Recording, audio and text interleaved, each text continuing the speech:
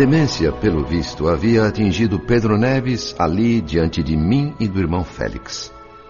Vítima de um retrocesso ao acanhado círculo da família humana, meu amigo transtornado, sem que pudéssemos fazer algo para ajudá-lo no controle das próprias emoções.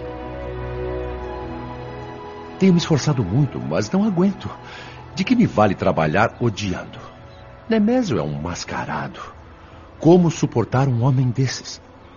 Vivo estudando e aconselhando a todos a ciência de perdoar e servir, mas vejo sob o mesmo teto o sofrimento e o vício. De um lado a minha filha, resignada, aguardando a morte. De outro, o meu genro e essa mulher que insulta a minha família. Meu Deus do céu!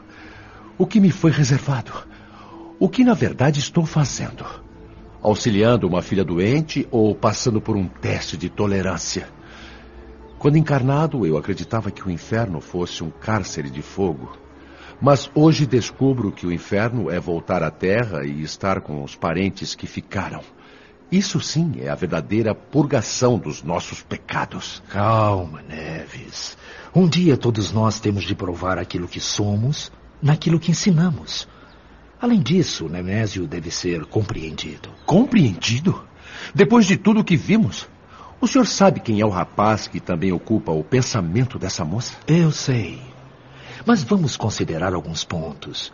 Seria justo exigir de uma criança uma experiência que só a idade madura traz?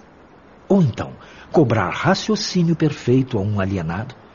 Sabemos que crescimento do corpo não expressa a altura do espírito. Nemésio, na posição em que se encontra, é aluno da vida, exatamente como qualquer um de nós, mas ainda sem o benefício da instrução que estamos recebendo. Pense no que seria de nós na situação dele, sem a visão que temos hoje. Será que não cairíamos em condições piores?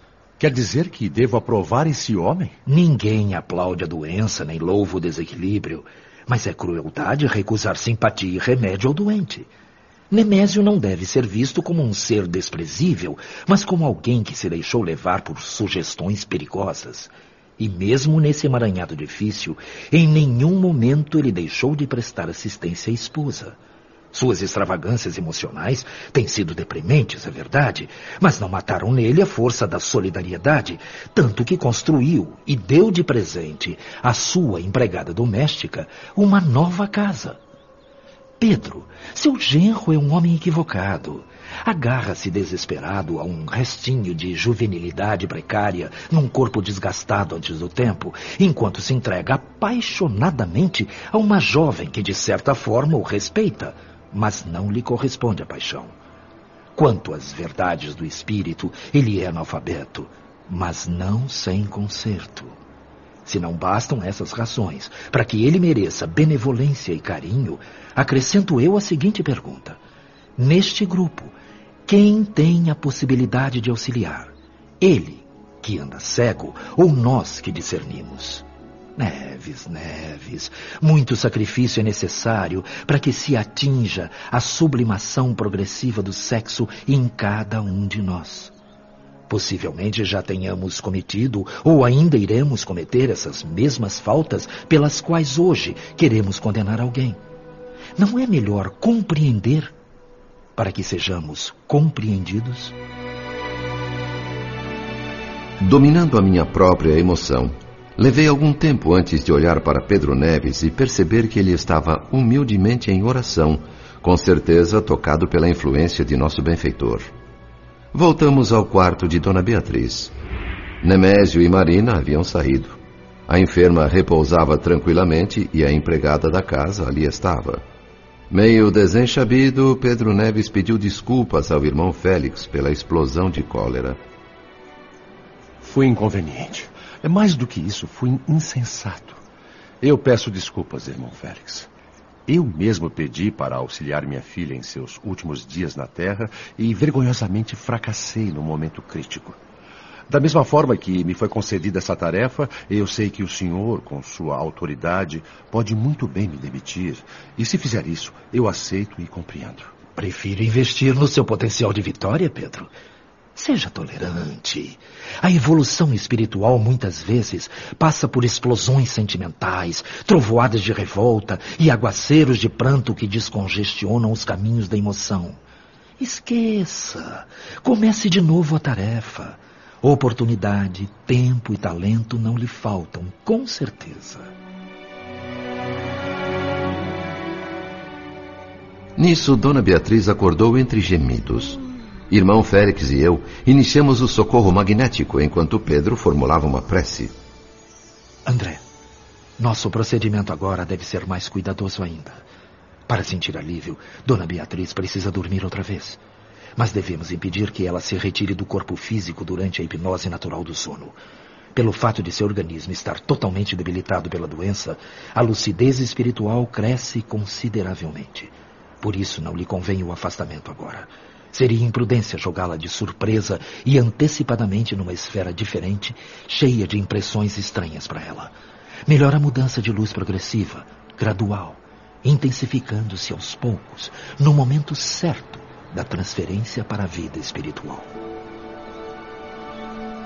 Providências tomadas para a sustentação magnética da enferma. Irmão Félix convidou a mim e ao Pedro para uma visita a outro cenário e outros personagens do drama em curso. Nosso benfeitor mostrava o semblante preocupado durante todo o trajeto pelas ruas do Rio até o bairro do Flamengo, onde entramos num espaçoso apartamento. Ali, conheceríamos de perto os familiares de Marina. Já era noite. Logo ao entrar, ainda no estreito corredor de acesso, surpreendemos dois homens desencarnados a discutir, em linguagem extremamente vulgar, um tema escabroso: o vampirismo. Importante assinalar que nós podíamos vê-los e ouvi-los normalmente, o que os dois, situados em faixa vibratória diferenciada, não podiam fazer em relação a nós. Palavrões, argumentação debochada, promessas de arruaça, um pouco de tudo havia no diálogo dos malandros, perigosos porque invisíveis aos moradores encarnados. Pensei nos riscos a que se expunham os que viviam no apartamento.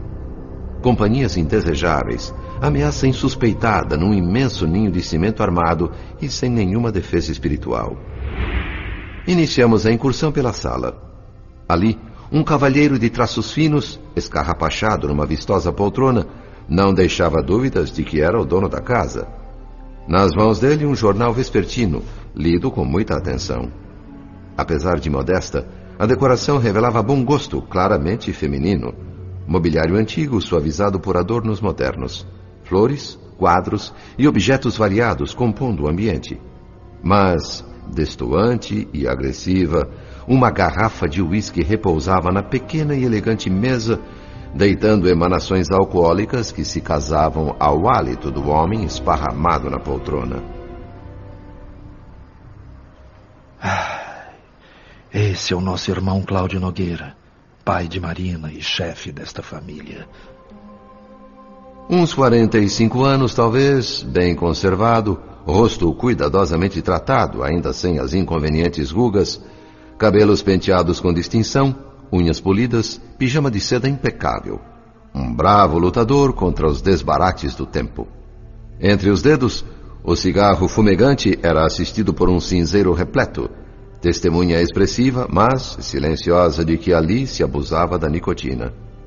Os olhos escuros moviam-se com rapidez pelo jornal. Nos lábios finos, um sorriso irônico. A inspeção prosseguia quando, de repente, a sala foi invadida pelos dois malandros desencarnados que tínhamos visto logo na entrada. Abordaram Cláudio Nogueira sem a menor cerimônia. Quero beber, rapaz. Vamos beber. Beber. Um tipo insolente que feria os nossos ouvidos com sua gritaria agressiva. Cláudio não podia ouvi-lo materialmente. Continuava atento ao jornal. Mentalmente, porém, a sintonia estava sendo completada. O assessor inconveniente não desistia e repetia o pedido, que era uma ordem.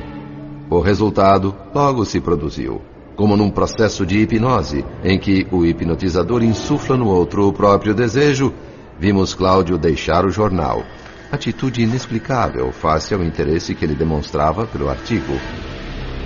Beber. Bebê, vamos. Está esperando o quê, Bebê?